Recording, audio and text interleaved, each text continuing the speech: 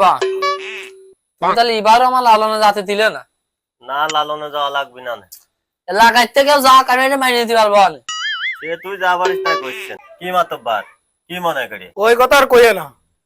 এই এলাকার ছেলে পেলে সব লালনে যে নষ্ট হয়ে গেল। আর ওই বুড়ো বুড়ো কিছু সাধুরা আছে, এরা কয় তোমরা লালনে যাও, লালনে যাও, মেলা ভালো কিছু পাওয়া যায়। আর এই সব ছেলে পেলে যাইয়ে গাঁজা খায়। এ তো শেষ হয়ে গেল। আমার এলাকাতে কারা কারা গেছে এই করে খোঁজ নিতে হবে। আর এই ভিডিও করে ধরি চ্যাংগুলা করি আমার সওয়ালের পর ভাড়া ফোন দিয়ে দিবা না, ওই করে ঠিক মতো সাইজ করে দিবে না, বুঝছো? না তা তো ঠিকই, ওরে সাইজ না করলে তো সব নষ্ট হয়ে যাবে। সমাজ নষ্ট করে ফেলতেছে। ওই দেখো, ওই দেখো, ওই সাধু যা। আমার বাড়ির সামনে যে সাধু আছে আর এখন তোরা দাঁড়ায় রয়েছে, তা ধরি নাই। দে লালন দেখা দে, দে লালন দেখা দে, দে লালন দেখা দে, দে লালন দেখা দে, দে লালন দেখা দে। গুরু দেখা দেছে, গুরু দেখা দেছে। তোমার লালন দেখা দিয়েছে, চলো মাইটো মসজিদের কাছে।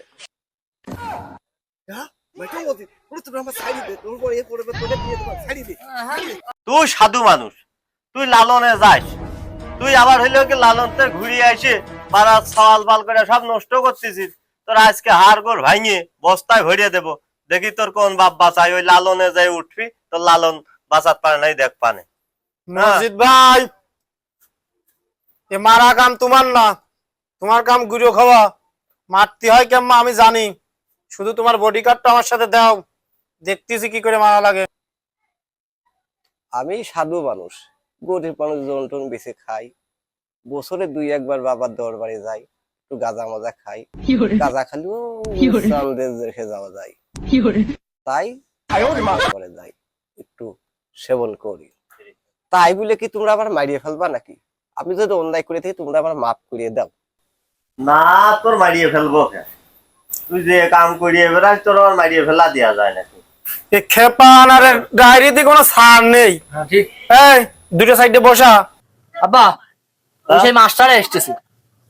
তোর আর একটা ভালো কাজ করতে গেলেই মাস্টারের মধ্যে এসে বেগরা গোটায়। জ্ঞান দেখালি। এই মাস্টারেরও ফিসা লাগবে না, বেশি বাড়িয়ে যাচ্ছে। এই দাঁড়া, মারিস না আর। আসসালামু আলাইকুম মদিত চাচা। ওয়ালাইকুম আসসালাম, বসো। ঠিক আছে চাচা, বসছি। আরে আসলে মাস্টারের বসতে দিচ্ছে। আপনারা চাচা আসছেন দেখছি, আপনারা ভালো আছেন তো সবাই? হ্যাঁ হ্যাঁ, ভালো আছে। এই যে আপনারা সমাজের সমাজপতি মানুষ, আর এই পথের পাগলে ফকির ধরে নিয়ে আসছেন, কি ব্যাপার বুঝলাম না। শুনতেছি তার মারধরও হচ্ছে, খবর শুনে আমরা তো বসে থাকতে পারি না, তাই একটু কারণ শুনতে এলাম। এরকম মারতেছেন কি করতে? ও কারণ আছে, ও যাই লালনে যাইয়ে গাঁজা খায়, আবার ছেলে পেলে ডাকিয়ে নিয়ে যায়, ছেলে পেলে গুলো নষ্ট করে ফেলতেছে। তোমার জন্য তো ভালো কাজ করতে পারি না। আনার চাচা, এখন কথা আছে কি, উচিত কথা বলতে গেলে তো আমরা কোথায় থাকতে পারিনি। ওরা তো গাঁজা খেয়ে সমাজ নষ্ট করতেছে, আপনারা যে সুদ আর ঘুষ খেয়ে সমাজটাকে উপরে তুলে দিচ্ছেন। ওদের গাঁজার গন্ধ আছে, আপনাদের তো সুদি টাকার গন্ধ নেই, তাই আপনাদের গন্ধের কথা মানুষ জানতে পারে না। যাই হোক, আসল কথায় আসো, কি করতে চাচ্ছ তাই কও। এই যে ধরেন আজ ওটা ফকির মানুষ, পাগল মানুষ, একটু গাঁজা খেয়ে আইছে বলে আপনারা ছেলে পেলে দিয়ে চলো মাকে মারা মারিলেন, বাড়াইলেন। যদি আজকে ধনী হয়ে সেরাটন হোটেলে কিংবা ওয়েস্টার্ন হোটেলে যে মাদক গ্রহণ করতো, উলঙ্গ নৃত্য করতো, তখন তো আপনারা তার কাছে যেতে পারতেন না। তারা কারা জানেন? তারা আপনাদের থেকেও অনেক বড় বড় মানুষ, এই সমাজে তারা ধরাছোঁয়ার বাইরে, তাদের কাছে যাওয়ার ক্ষমতা নেই। আপনারা তো পারেন এই ফকিরের সাথে, পকেটমারির সাথে, শীত কাটা চোরের সাথে, গরু চোরের সাথে। আর তাই বলে এই পাগলের মেরে চলে যাচ্ছেন। আর এই যে মজিদ চাচা, আপনি তো বিরাট ইমানদার মানুষ, শুনতেছি আপনার এই বুনির ফারাজের বলে 16 বিঘা জমি 6 শতক দেননি, তো আপনি এত ইমান কি করে দেখাচ্ছেন? যদিও উচিত কথা বলি আমরা, লাইন মতো কথা বল। লাইন মতো কথার মজিদ চাচা বলবো না, বলতেছি আমরাও সেই ফকিরের মতনই মানুষ, সমাজের নিম্নবিত্ত মানুষ। আমি এই পাগলটা ধরে নিয়ে চলে যেতে চাচ্ছি। আইসো চাচা, আইসো।